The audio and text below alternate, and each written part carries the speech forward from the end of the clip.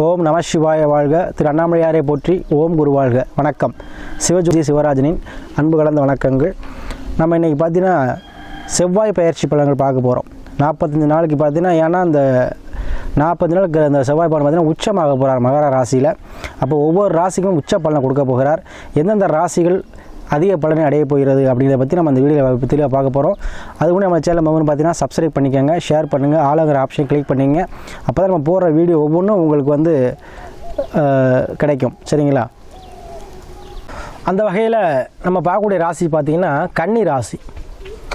பொதுவாக அந்த கன்னி ராசி என்பவர்கள் பார்த்திங்கன்னா எப்போவுமே என்ன பண்ணுவாங்கன்னு பார்த்திங்கன்னா, ஒரு அறிவு தொழில்நுட்பமாக செயல்படக்கூடியவங்க. எதுலேயுமே ஆழ்ந்த நுண்ணறிவு இருக்கும் அவங்கள்ட்ட. எதையுமே நம்ம பார்த்திங்கன்னா சில பேர் பார்த்திங்கன்னா இந்த பத்திரிக்கை துறை, சுருக்கெழுத்துத்துறை, அக்கௌண்ட்ஸ் டிபார்ட்மெண்ட்டு, ஆடிட்ரு, இந்த மாதிரி இருக்கக்கூடிய பார்த்திங்கன்னா இந்த கன்னிராசி என்பவர்கள் தான். எதையுமே ஆழ்ந்து சிந்தித்து செயல்படக்கூடியவங்க. நுணுக்கமான எதுலேயுமே எந்த விஷயம் நுணுக்கமாக ஆராய்ச்சி பண்ணுவாங்க. மதிநுட்பம் அதிகம். சரிங்களா? அந்த கன்னிராசி அன்பர்களுக்கு எப்போவுமே பெண்கள் ஆதரவு எப்பவுமே உண்டு. சரிங்களா? எப்பவுமே பெண்கள் உங்களுக்கு ஆதாயமாக இருப்பாங்க. உங்களுக்கு அது மாதிரி அனுகூலம் தான் கிடைக்கும். அத்தைய கன்னிராசி அன்புகளுக்கு இன்றைக்கி பார்த்தீங்கன்னா உச்சமான பலனை சொல்ல போகிறோம். ஏன்னா செவ்வாய் உச்சமாகிறார். முயற்சி நடத்தக்கூடிய 3ஆம் பாவமாதிபதியான செவ்வாய் பகவான் உச்சம் பெறுகிறார். அப்போ உச்சம் பெறும்போதுன்னா உங்களுக்கு முயற்சிகள் அனைத்துமே வெற்றியாக கொடுக்கக்கூடிய காலகட்டமாக இந்த செவ்வாய் பயிற்சியான அமைப்போகுது. 40 நாள். அது எப்போன்னு பார்த்தீங்கன்னா வருகிற 5/2/2024 15/3/2024 வரைக்கும் கிட்டத்தட்ட ஒரு 45 நாட்கள் இந்த செவ்வாய் பகவான் பயிற்சி ஆகிறார். மகரத்தில் காலபுருஷனுக்கு 10ஆம் பாவம் சொல்லக்கூடிய மகரத்துக்கு பயிற்சி ஆகிறார். பொதுவாக காலபுருஷனுக்கு 10ஆம் பாவம் ஒரு தொழில் ஸ்தானம். பொதுவாக அந்த செவ்வாய் உச்சமாகும் பொழுது முருகன் கோயிலில் வழிபாடு அதிகரிக்கும். முருகன் கோயில் ஒரு ஒழுங்குமுறை நடக்கும். எல்லா முருகன் கோயிலுமே என்ன பாருங்கள், ஒரு நெறிமுறையை கொண்டாடுவாங்க. முருகப்பெருமானுக்கு அதீதமான வழிபாடு நடக்கும். முருகனுடைய புகழ் பரவும். அதே போல் போலீஸ் வேலை பார்க்குறவங்களுக்கு கௌரவமான ஒரு அந்தஸ்து கிடைக்கும். ஏன்னா பொதுவாகவே இந்த செவ்வாய் உச்சமாகும் பொழுது என்னவாகும், இந்தியாவுக்கும் அதீத பலமாக மாறும்.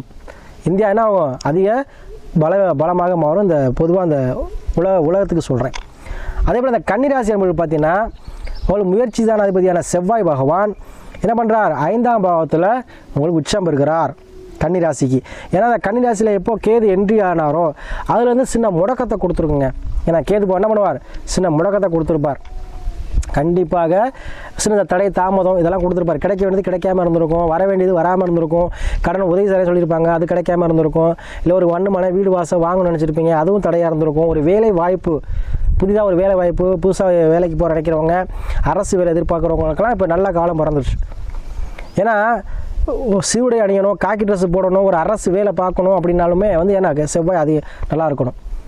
இந்த பொதுவாக யாருன்னா அந்த செவ்வாய் அதிகம் மட்டும் யாராக இருப்பாங்க பார்த்தீங்கன்னா, அந்த போலீஸ் வேலை பார்க்குறவங்க, மிலிட்ரியில் இருக்கவங்க, அதே போல் மருத்துவத்துறை பார்த்தீங்கன்னா பல்டாக்டராக இருப்பாங்க, அறுவை சிகிச்சை நிபுணராக இருப்பாங்க, அதீதமாக சாகசங்கள் செய்யக்கூடியவங்களாக இருப்பாங்க. மாடுபிடி வீரர்கள்லாம் பார்த்தீங்கன்னா செவ்வாய் அதிகமாக இருக்கும். அதே போல் விளையாட்டுத்துறையில் யாரெல்லாம் சிறந்த வீராங்கனைன்னு பேர் படுறாங்களோ அவங்களாம் செவ்வாய் அதிகம் உள்ளவங்க.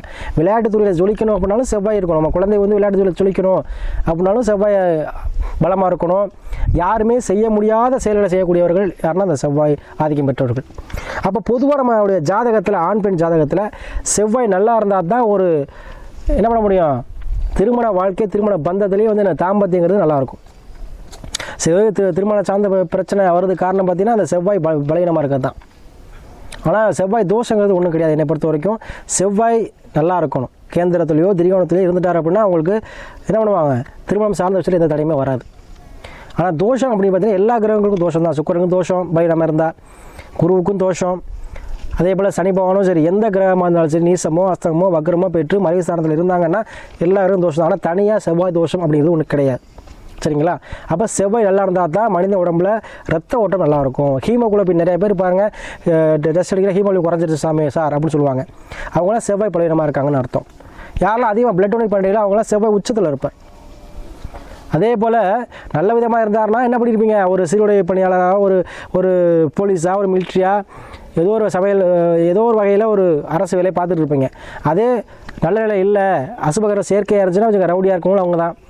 திருடராக இருப்பாங்க, ரவுடிசம் பண்ணுவாங்க. இவங்கெல்லாமே செவ்வாய் ஆதிக்கம் பெற்றவர்கள் தான். ஆனால் கிரக சேர்க்கைங்கிறது ஒன்று இருக்குது. அப்போ அந்த வகையில் உங்கள் கன்னிராசி நண்பர்களே, உங்களுக்கு புதன் பகவானோட சேர்ந்து உங்களோட ராசினாவோட சேர்ந்து உங்களுக்கு 5ஆம் பாவம் சொல்லக்கூடிய பூர்வ புண்ணிய பாவத்திலே என்ன பண்ணுறார்? செவ்வாய் உச்சமாகிறார். கிரஸ் வரையாதிபதி கூட சேர்ந்து உச்சமாகிறார். சரிங்களா? அவர் வந்து 5ஆம், அதாவது உங்களுக்கு முயற்சியானதுக்கும் என்ன பண்ணுறார்? 8 கூடியவராக வர்றார். அப்போது உங்களுக்கு திடீர் அதிர்ஷ்டம், திடீர் லாபம், திடீர் மண்ணு மனை யோகம். ஏன்னா ரொம்ப நாள் பிரச்சனையாக இருக்கும். ஒரு இடம் சார்ந்தோ, ஒரு வீடு சார்ந்தோ, ஒரு மண்மனை சார்ந்தோ, இல்லை ஒரு வயல் சார்ந்தோ ஏதோ ஒரு வகையில் ஒரு பிரச்சனையாகவே இருந்துகிட்டே இருக்கும். நீண்ட காலமாக வந்து ஒரு 10 வருஷம் 5 வருஷம் இழுத்துக்கிட்டே இருக்கும். அதுக்கெல்லாம் தீர்வு இப்போ கிடச்சிருங்க. சரிங்களா? அவங்க பூர்வீகத்தை பிரச்சனை, பூர்வீகம் சார்ந்த இடம் பிரச்சனை, பூர்வீகம் சார்ந்த மண்மனை பிரச்சனை, சகோதர வழியில் பிரச்சனை, இந்த மாதிரிலாம் பிரச்சனை யாரெல்லாம் இருக்கோ அவங்களாம் இப்போ இந்த காலகட்டம் 40 நாள் சொன்ன காலகட்டத்தில் உங்களுக்கு வந்து சுமமான தீர்வு கிடைக்கும். நாளில் சுக்கிரன் இருக்கார். கண்டிப்பாக வீடு வாசல் சம்பந்தமாக உங்களுக்கு என்ன பண்ணக்கூடியது? ஒரு லாபம் கிடைக்கும். வண்டி வாகனம், சுக்கிரன் தான் வந்து இயந்திரம், அதாவது வாகனங்கள் சொந்தக்காரர், இன்ஜின்கள் சொந்தக்காரர் சுக்கிரன் தான். அப்போ நாளில் சுக்கிரன் இருக்கார் ஆரம்பத்தில். அப்போ என்ன பண்ணுவீங்க? புதிதாக வண்டி வாகனம் வாங்குவீங்க. சொகுசு வாகனம், 4 சக்கர வாகனம் கண்டிப்பாக ஏற்படும். ஏன்னா தனுசு ராசியில் இருக்கிறதுனால கண்டிப்பாக 2 சக்கர வாகனமாச்சும் வாங்குவீங்க. இல்லை ஒரு வண்டியை கொடுத்துட்டு ஒரு வண்டி வாங்குற மாதிரி இருக்கும், ஆல்ட்ரேஷன் பண்ணுவீங்க. அதே போல் யாரெல்லாம் ட்ராவல்ஸ் வச்சுருக்கீங்களோ அவங்களாம் வந்து புதுசாக வண்டி வாங்குற யோகம் இருக்கும். யாரெல்லாம் லோன் வாங்கி வண்டி வாங்கியிருக்க சமயம் டாட்டாசி வச்சுருக்கேன், அடுத்து ஒன்று வாங்கலாமான்னு இருக்கேன், கண்டிப்பாக வாங்கலாம். அதுக்குள்ள அமைப்பு இருக்கும். கடன் எதிர்பார்த்துருக்கவங்களுக்கு கடன் கிடைக்கும். கடனை அடைக்கூடிய சூழ்நிலையும் கிடைக்கும். ஏன்னா உங்களுக்கு பார்த்தீங்கன்னா 2ஆம் அதிபதியான சுக்கிரன் நாளில் இருக்கார். தனாதிபதினாவது நாளில் இருக்கும்போது கண்டிப்பாக வண்டி வாகனத்தை முன்னிட்டு உங்களுக்கு யோகம் ஏற்படும். வண்டி வாகனம் மூலமாக உங்களுக்கு வருமானம் உண்டு இந்த காலகட்டத்தில். அதே போல் உங்களுக்கு பார்த்தீங்கன்னா 6ல் சனி இருக்கிறார். கண்டிப்பாக இந்த செவ்வாயும் உச்சம் ப்ளஸ் சூரியனும் இருக்கிறார். அப்போ கண்டிப்பாக யாரெல்லாம் அரசு வேலை வேணுங்கிறோ அந்த கண்டிப்பாக இந்த காலகட்டத்தில் வரக்கூடிய எக்ஸாம்லாம் அட்டன் பண்ணுங்கள்.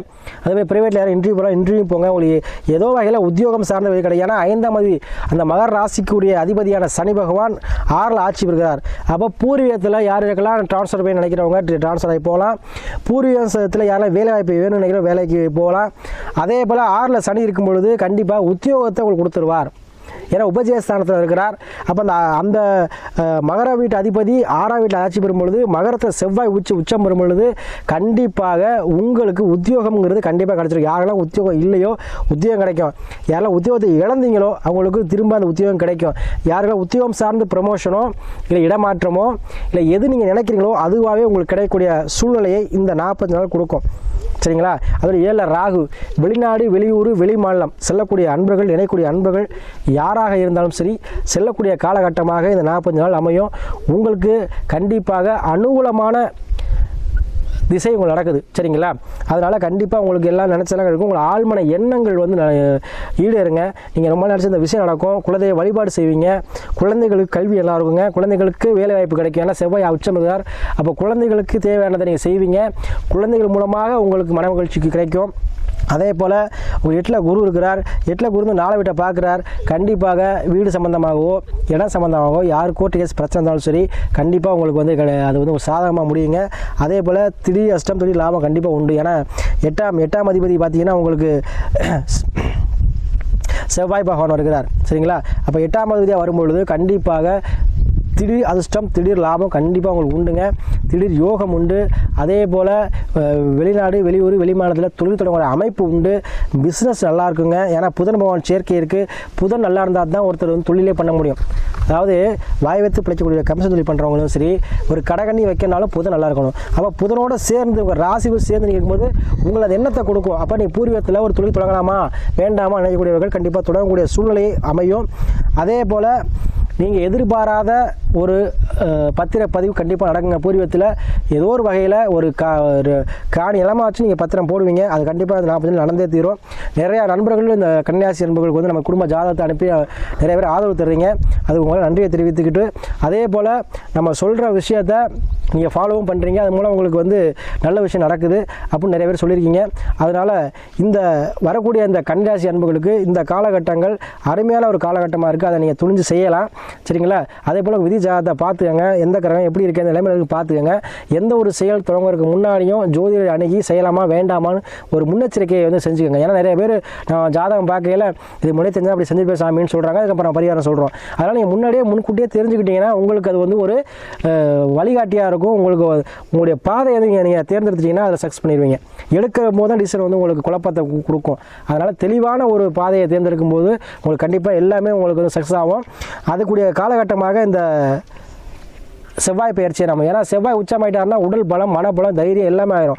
அப்போ உங்களுக்கு 3ஆம் அதிபதியாக வர்றாரு. அப்போ உங்கள் முயற்சி எடுக்கிற முயற்சி எல்லாத்தையும் உச்சமாக போகுது. அப்போ நீங்கள் கண்ணை மூடிட்டு முயற்சி எடுக்கலாம். எந்த முயற்சியாக இருந்தாலும் சரி, கண்டிப்பாக உங்களுக்கு வெற்றியை கொடுக்கும் இந்த காலகட்டம். சரிங்களா? அப்போ கன்னிராசி அன்பர்களுக்கு அரசு சார்ந்து, மண்மனை சார்ந்து, அதே போல் தொழில் சார்ந்த பிரச்சனைகளை தீர்க்கக்கூடிய காலகட்டமாக இந்த செவ்வாய் பயிற்சியானது அமையுது. அதே போல் திருமணம் சார்ந்த விஷயத்தில் யாரெல்லாம் பிரச்சனை இருக்கோ, அந்த தோசை இருக்குது சாமி, செவ்வாய் தோசை இருக்குது, அதனால் தள்ளிட்டே போகிறவங்களுக்கு எந்த வகையாக தோஷமாக இருந்தாலும் செவ்வாய் உச்சம் வரும்பொழுது கண்டிப்பாக திருமணத்தை நடத்தியே கொடுக்கும். அதே போல் 5ல் உச்சமாகும்போது குழந்தை பாக்கியம் கண்டிப்பாக கன்னிராசியில் யாராக இருந்தாலும் குழந்தை பாக்கியம் கிடைக்கும். அதே போல் மறுமணம் சார்ந்த விஷயங்கள் யாருக்கும் நடக்கணும்னு சொன்னால் இந்த காலகட்டம் கண்டிப்பாக நடக்குங்க. அது நிறையா நம்ம ஜாதகங்கள் வந்து பார்த்திங்கன்னா இந்த மறுமணம் சார்ந்தால் நிறையா வருது. சரிங்களா? அந்த மறுமணம் சார்ந்த வருஷம் வர காரணமே இந்த செவ்வாய் பகவான் தான். ஏன்னா செவ்வாய் நல்லா இருந்தால் தான் தாம்பத்தியங்கள் நல்லாயிருக்கும். சரிங்களா? அதனால் செவ்வாய் எப்படி இருக்கான்னு உங்கள் ஜாதகத்தில் பார்த்துக்கங்க. அதுக்கேற்றது போல் நீங்கள் செயல்படுங்க. உங்களுக்கு அனைத்தும் வெற்றியாகக்கூடிய காலமாக இந்த செவ்வாய் வந்து உச்சத்தை உங்களுக்கு கண்டிப்பாக கொடுத்தே தீரும்.